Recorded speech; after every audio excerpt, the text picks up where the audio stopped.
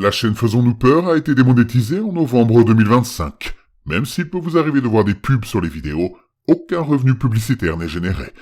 N'ayez pas peur de soutenir la chaîne à travers des donations ponctuelles, mensuelles ou des achats de très longues narrations sur le site Buy Me a Coffee. Votre soutien est essentiel pour l'avenir de la chaîne. Affreusement vôtre, la ruse.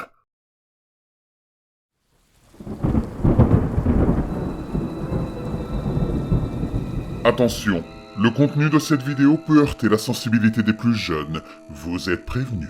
N'ayez pas peur de laisser un pouce bleu, d'activer les notifications et de vous abonner si ce n'est pas déjà fait. The Theater, le jeu vidéo mystérieux dont personne ne connaît la fin. Avez-vous déjà entendu parler d'un vieux jeu PC appelé The Theater? Si ce n'est pas le cas, c'est normal. Probablement parce que beaucoup de gens disent qu'il n'existe même pas. Voyez-vous, The Theater est un ancien jeu informatique sorti à peu près à la même époque que Doom. Aujourd'hui, si vous le trouvez, il n'est disponible que sur de mauvais CD-ROM pirates qui, le plus souvent, ne contiennent même pas le jeu. Les copies légitimes qui auraient été mises en circulation à l'époque présentent une jaquette blanche, vierge, avec uniquement le sprite de ce qui a été nommé depuis le Ticket Taker. C'est simplement un homme caucasien chauve, mal dessiné et pixelisé, aux grandes lèvres rouges, portant un gilet rouge et une chemise blanche et un pantalon noir. Il est totalement sans émotion, bien que certains disent que si vous brisez le disque, son visage apparaît en colère la prochaine fois que vous regardez la jaquette. Mais cela est généralement considéré comme une légende urbaine. Ce qui est étrange avec The Theater, c'est qu'aucun développeur n'est mentionné sur le boîtier et il n'y a aucune description du jeu au dos. Il n'y a que le Ticket Taker sur fond blanc, recto verso. Le jeu était d'abord connu pour son incapacité à s'installer correctement. Le processus d'installation bloque immédiatement l'ordinateur lorsque l'ordinateur arrive au contrat de licence.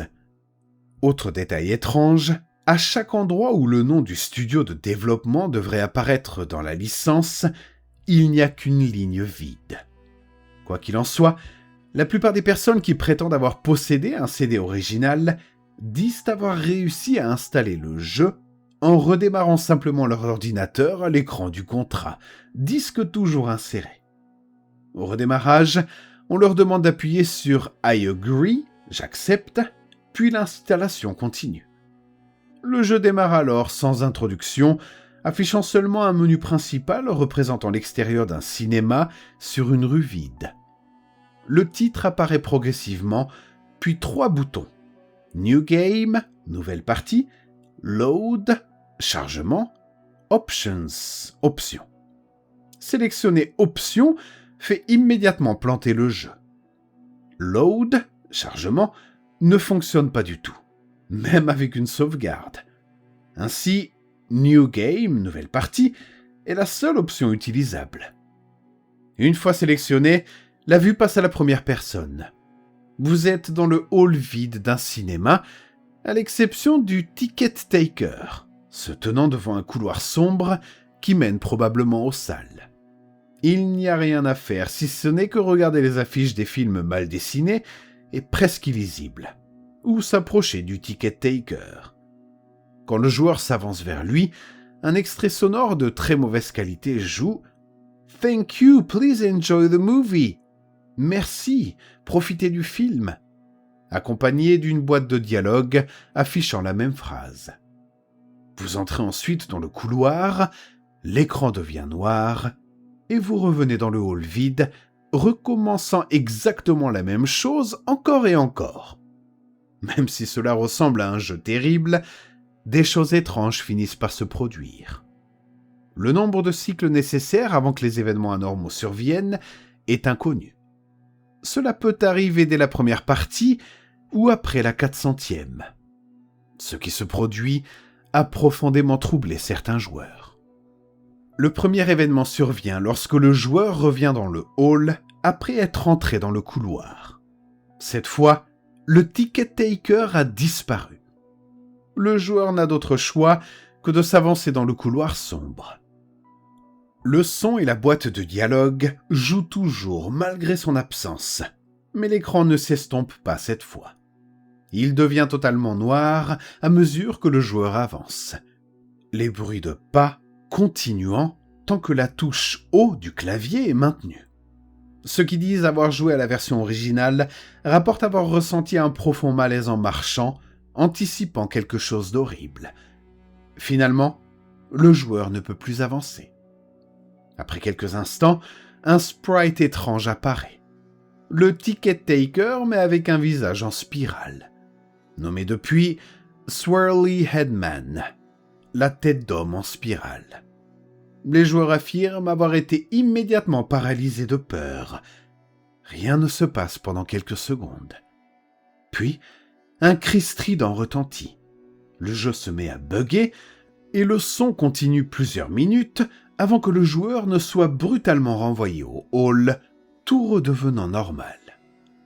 Le jeu reprend normalement pendant quelques cycles, certains affirmant voir brièvement le Swirly Headman apparaître dans un coin de l'écran avec un petit cri aigu. Puis, à un moment donné, le Ticket Taker apparaît en train de faire les 100 pas.